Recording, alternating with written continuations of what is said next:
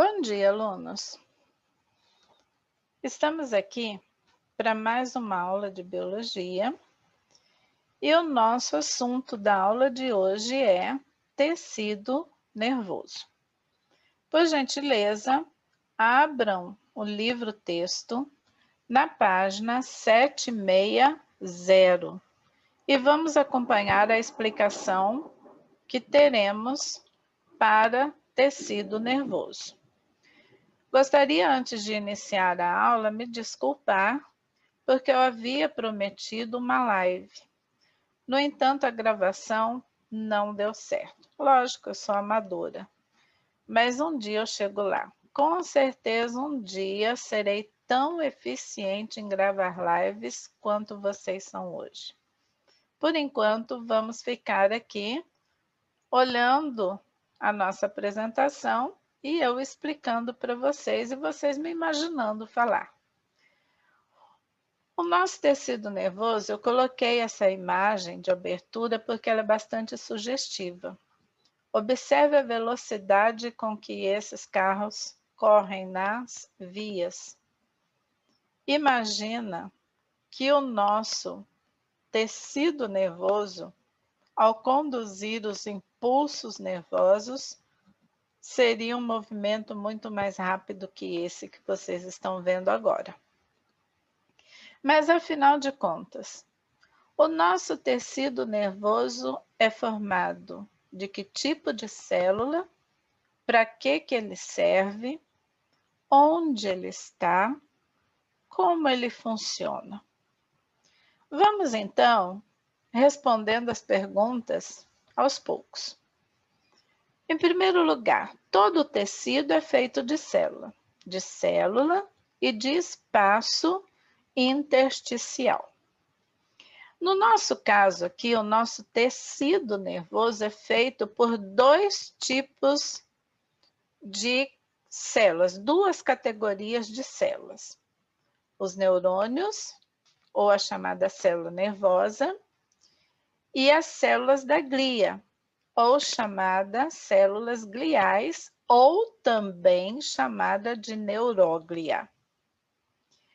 Dos dois tipos celulares, desses dois tipos celulares aqui, qual deles é capaz de produzir e conduzir impulso nervoso? Apenas o neurônio. O neurônio é uma célula tão especializada que, se ele se perder, ele não se regenera. Porque vocês sabem que quanto maior o grau de especialização de uma célula, menor é a sua capacidade de reprodução, de originar novas células. Estes neurônios, eles só têm uma única função dentro do organismo: conduzir o impulso nervoso. Já as células da glia, ou células gliais, ou neuróglia, elas são especializadas em outras funções, mas não são tão especializadas assim. Por isso, elas podem sofrer mitoses. Elas podem envelhecer e se multiplicar. E a principal função destas células é dar suporte ao neurônio. Então, elas não são capazes de conduzir e nem gerar impulso nervoso. Ok? Quem são essas células da glia? São 4 tipos e cada uma com uma função. Os astrócitos são responsáveis por sustentar e nutrir o neurônio. Sustentar em termos de dar sustentação física mesmo.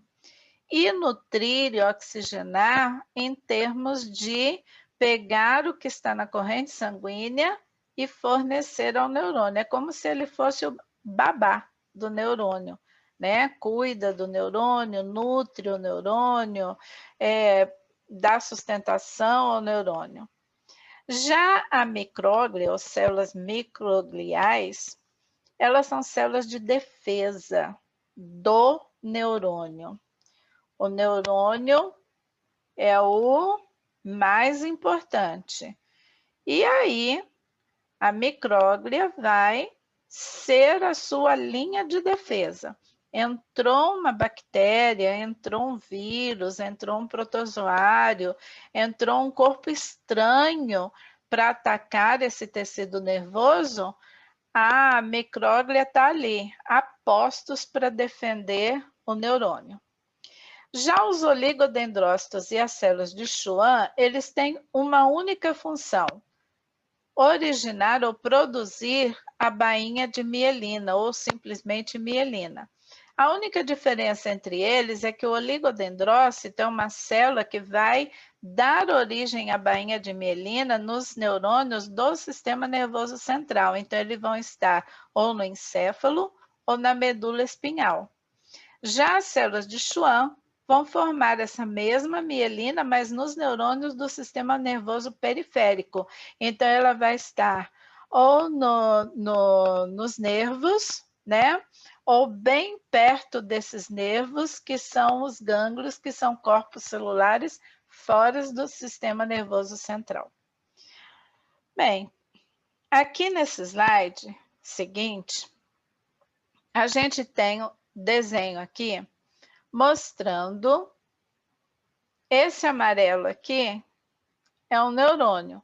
Observe que aqui eu tenho um corpo celular, aqui eu tenho uma cabeleira, que são chamados dendritos, do corpo celular. Aqui eu tenho um prolongamento mais comprido desse neurônio, que nós vamos chamar de axônio, e aqui eu tenho os dendritos do axônio. Observe que aqui eu tenho a mesma estrutura de neurônio, só que ao contrário, né? Eu tenho o corpo celular aqui, os dendritos do corpo celular, um axônio aqui e os dendritos do axônio aqui. Agora observe esta célula marrom aqui. Essa célula marrom é a micróglia. Ela fica passeando no meio dos neurônios, pronta para o ataque ao inimigo, para preservar os neurônios. Esta célula verde aqui é o astrócito.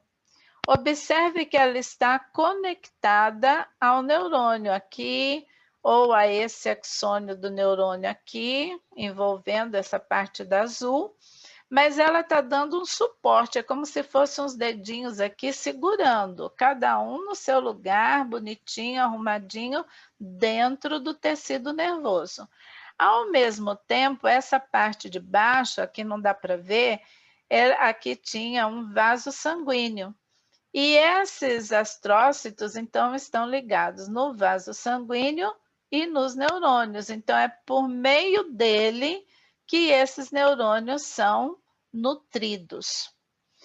E esta célula azul aqui é o oligodendrócito. Observe que os prolongamentos desse oligodendrócito vão chegar no axônio, eles chegam aqui e começam a enrolar aqui, enrolar, e vai formando camadas e camadas e camadas de membrana plasmática. E a membrana plasmática tem fosfolipídio, que é gordura. E essas camadas concêntricas que vão se formando aqui, né? Se eu partir nesse sentido aqui e mostrar de frente, vocês vão ver aquele bolo de rolo. É como se fosse um bolo de rolo, essa parte aqui. E isso a gente chama bainha de mielina. É como se essa bainha estivesse encapando esse axônio. Encapou aqui, aqui, aqui, aqui, também da mesma forma aqui. Mas se vocês observarem, essa capa não é contínua. Elas formam como se fossem salsichas amarradinhas, né? Então, essa parte que não tem essa bainha de mielina, que é uma parte sem que esses oligodendrócitos estejam enrolados aqui, é o que nós chamamos de nódulo de Ranvier.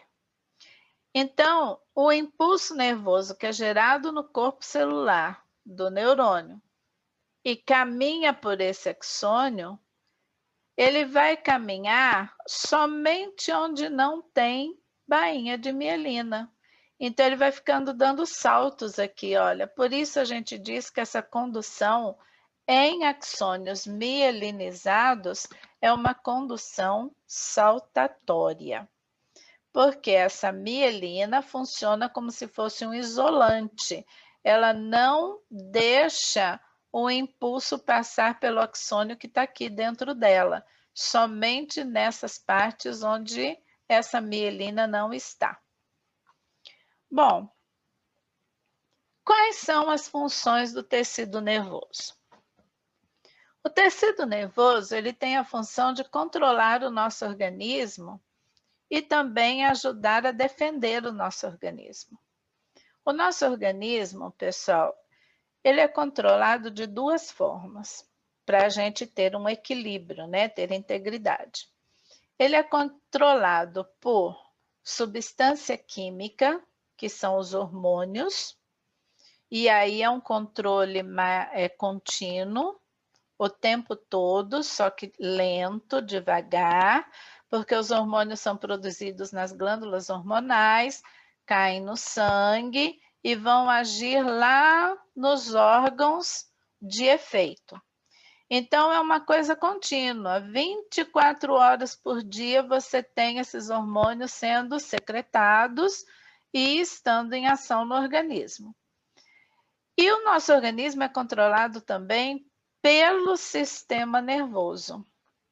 Só que a forma do sistema nervoso controlar o nosso organismo é por meio de impulso nervoso, que nada mais é do que uma onda elétrica.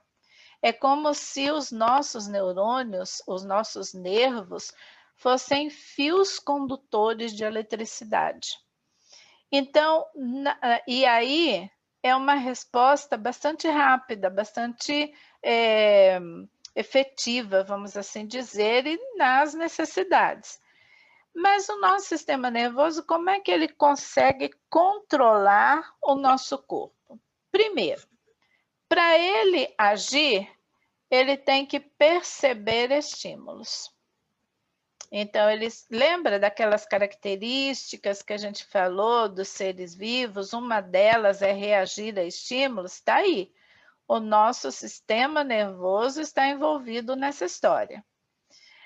Os estímulos percebidos, eles podem ser externos, tem o nosso corpo, e no meio ambiente ao redor do nosso corpo está cheio de fatores de estímulos, que nós chamamos de estímulos externos. Por exemplo, a temperatura do ambiente, a umidade do ambiente, a luminosidade do ambiente. Se for um ser vivo de ambiente aquático, a salinidade do ambiente. Então, nós temos esses fatores externos. Mas, ao mesmo tempo, a gente também tem os fatores internos, que vai desencadear estímulos dentro do nosso organismo. Por exemplo, quando a gente recebe um feixe de luz. Não, esse é fator externo, né? Da dilatar a pupila é fator externo, ou de fechar a pupila. Um fator interno, por exemplo, você sente fome. Então, é o seu cérebro percebendo que os seus músculos e suas células precisam de energia. Então, ele trabalha esse estímulo interno e manda uma resposta, dizendo: coma, eu preciso de energia. E aqui a gente tem uma brincadeirinha, olha só, o tanto que ele está suando, porque está muito calor, muito sol, ele está desgastado e ele está suando. Por que que ele está suando e com a língua para fora e com tanto calor? Porque ele está recebendo um estímulo externo. Olha, a temperatura do ambiente externo está muito, muito, muito mais alta do que do ambiente interno. E essa calor vai aquecer o meu organismo. Mas como é que eu faço para o meu organismo não aquecer? Eu respondo a esse estímulo suando, porque o suor rouba calor do corpo quando ele evapora. E o outro exemplo é do fator interno. O fator interno é quando, por exemplo, o nosso equilíbrio hídrico está desorganizado, a quantidade de água dentro do nosso organismo está pouco, e aí o nosso organismo diz: cérebro, manda esse fulano tomar água, eu preciso de água. E aí vem a sede, a mesma coisa do exemplo que eu dei anterior, ou a fome, ou a sede, né? Ou, por exemplo, quando você recebe o alimento no estômago e todo aquele processo da digestão é um estímulo interno. Ao mesmo tempo, o nosso tecido nervoso controla as atividades do nosso organismo e através de respostas rápidas. Olha só essa situação.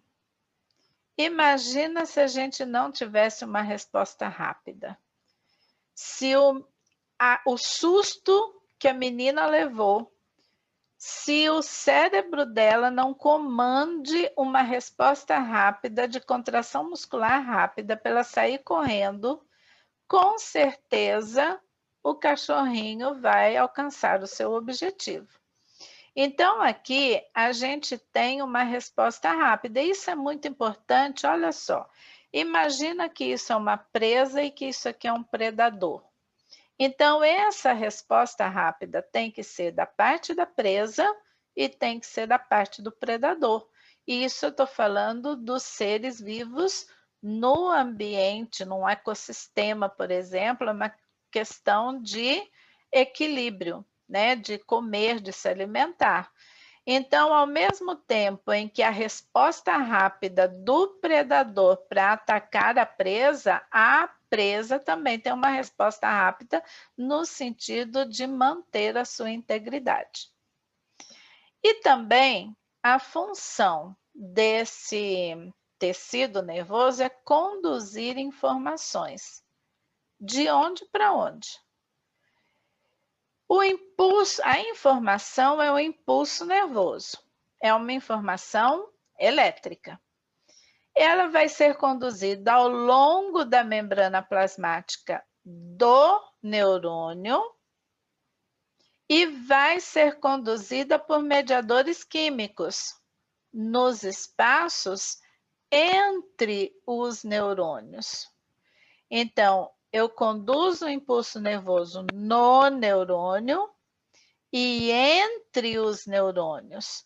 Só que no neurônio vai depender da bomba de sódio e potássio. E aí vocês vão ter que se lembrar daquela história do equilíbrio de íons na parte interna da membrana, que fica para dentro da célula, e na parte externa da membrana, aquele equilíbrio de sódio e potássio, a bomba de sódio e potássio. Então, esse impulso ao longo da membrana plasmática vai depender dessa bomba de sódio e potássio.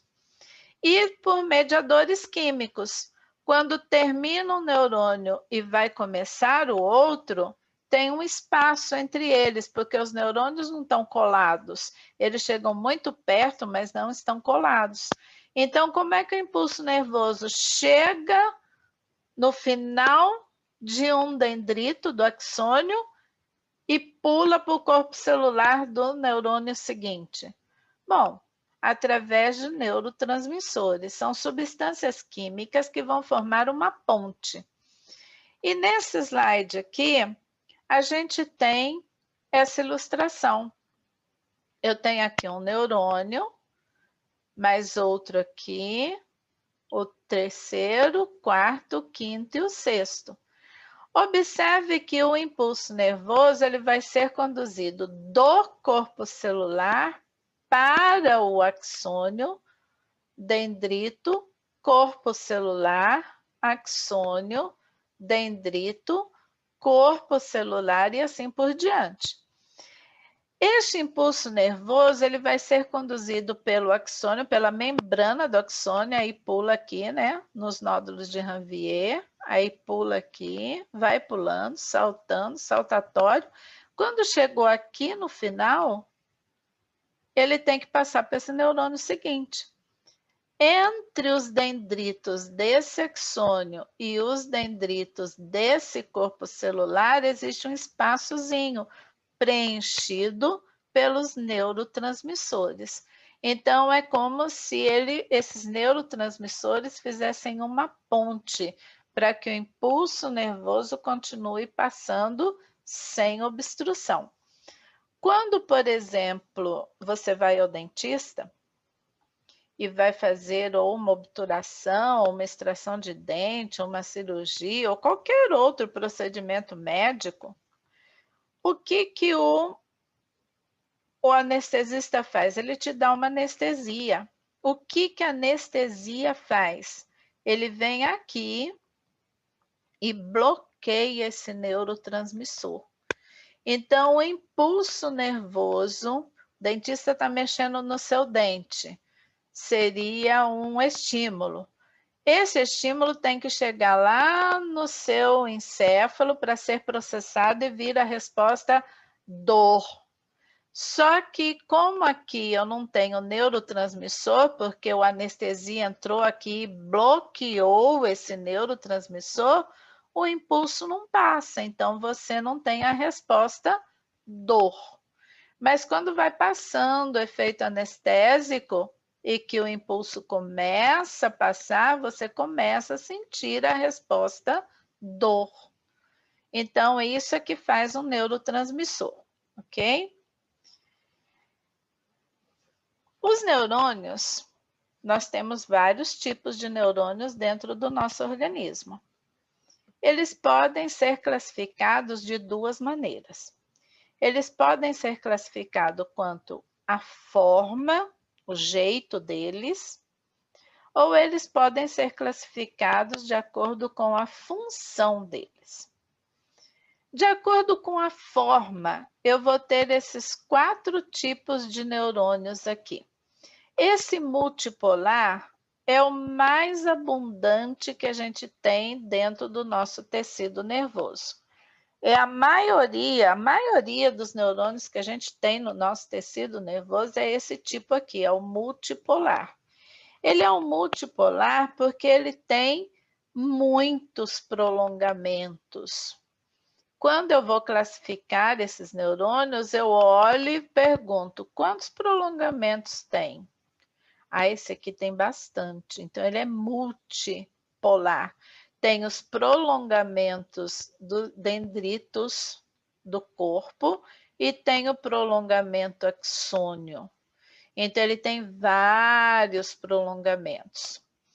Já esse aqui, que só tem um prolongamento, só tem um axônio, tem um corpo celular e só tem um prolongamento. Então, ele é unipolar. Unipolar, multipolar.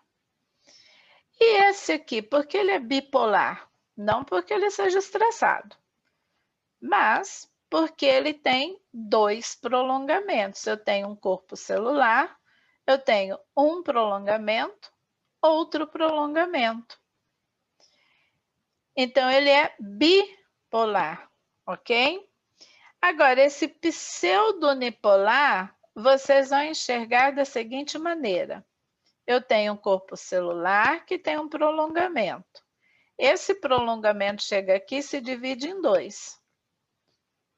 É como se você viesse numa rua, chegou na esquina e você tem uma rua aqui, olha. Quando esse corpo celular vem, esse prolongamento se divide em 2, então eu tenho um pseudo unipolar, porque na verdade ele tem 2 prolongamentos, como se fosse esse aqui, ok?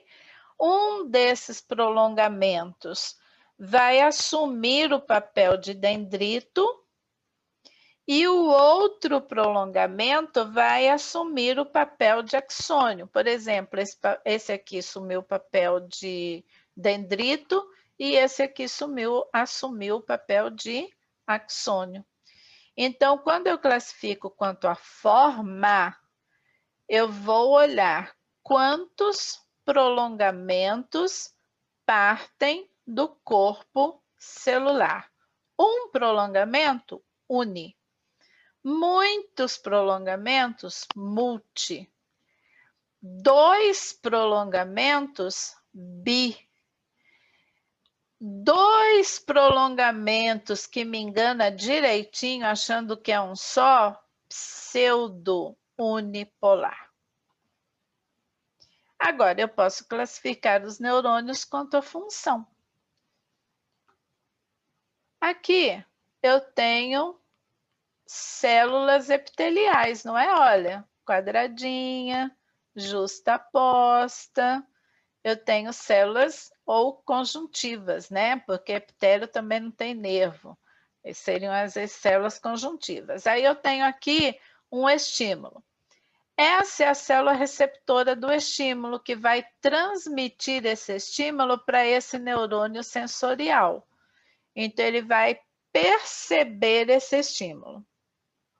Esse estímulo vai sendo conduzido por este neurônio sensorial, ou chamado aferente, e vai se conectar com esse interneurônio aqui, com esse neurônio chamado eferente ou motor.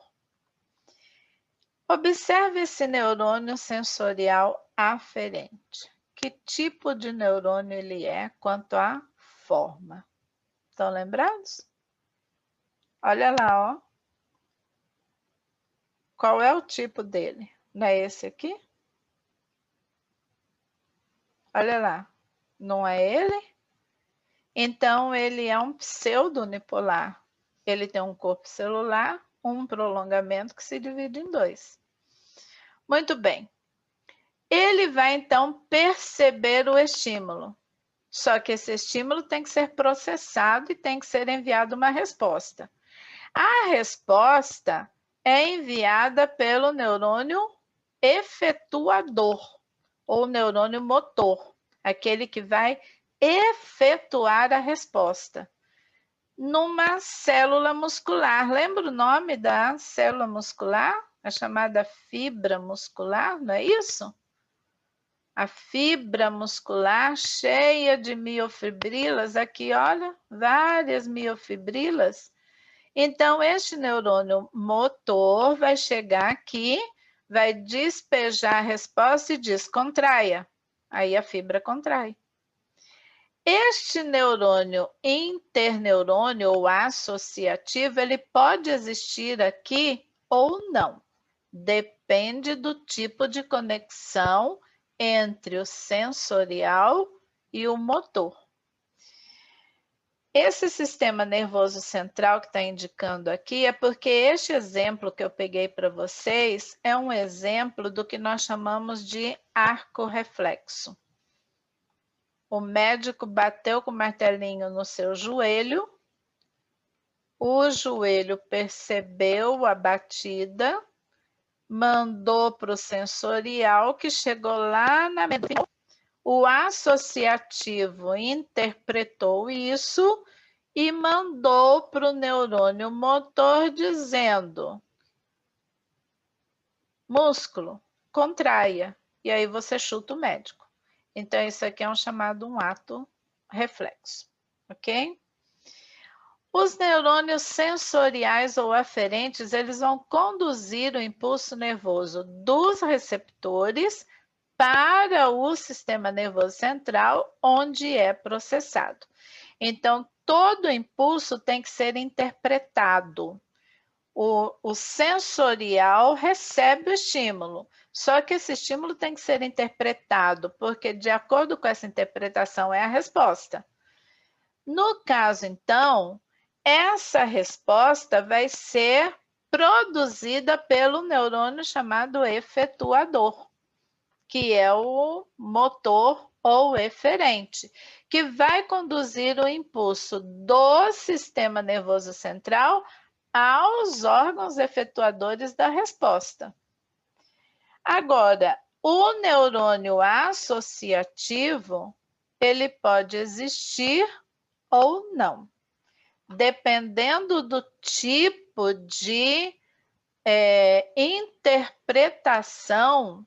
Não tem esse neurônio associativo. Por exemplo, se a interpretação é no encéfalo, esse neurônio associativo não existe.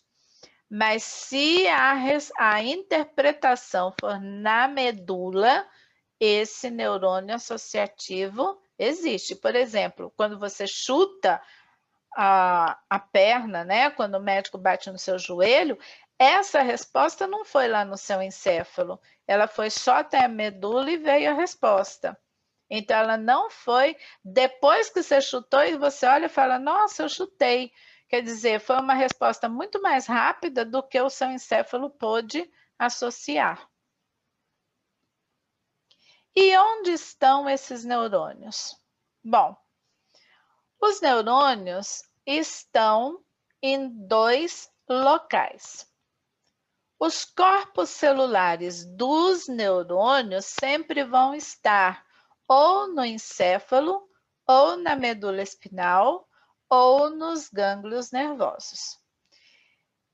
Encéfalo e medula espinal são órgãos do nosso sistema nervoso central. Já o gânglio nervoso não, ele é do nosso sistema nervoso periférico. Então, eu posso ter corpo celular no sistema nervoso central, como eu posso ter corpo celular no sistema nervoso periférico. Professor, onde estão esses gânglios nervosos? Bom, se você imaginar a nossa coluna vertebral, esses gânglios nervosos estão em linha, né, como se fosse paralela às vértebras, descendo nessa coluna vertebral, onde estão os gânglios nervosos, de onde partem os nervos que vão controlar os nossos órgãos, nossos braços, as nossas pernas e daí por diante. Já os axônios são prolongamentos desses corpos celulares. Então, do sistema nervoso central partem axônios, dos gânglios partem axônios. Só que esses axônios partem em feixes, porque no sistema nervoso central eu não tenho um neurônio, eu não tenho um corpo celular, eu tenho N ao infinito de corpos celulares. E nos gânglios também. Então, vários axônios vão partir do sistema nervoso central, formando os nervos do sistema nervoso central, e vários axônios vão partir dos gânglios nervosos, formando os nervos do sistema nervoso periférico. Os que partem do sistema nervoso central formam os nervos do sistema nervoso central, lá do encéfalo. Mas dos gânglios também partem nervos, que formam o sistema chamado periférico. E, terminamos aqui a nossa apresentação da primeira aula sobre tecido nervoso, tá? Segunda-feira nós vamos voltar com tecido nervoso, mas nós vamos falar sobre a fisiologia da condução do impulso nervoso. Eu gostaria que para a próxima aula, vocês, se estiverem interessados, vejam, deem uma recordada no chamado transporte ativo ou bomba de sódio e potássio, para que a compreensão da forma com que o impulso nervoso é conduzido na membrana plasmática do neurônio fique mais fácil, tá bom? Até logo, bom fim de semana para vocês, bons estudos!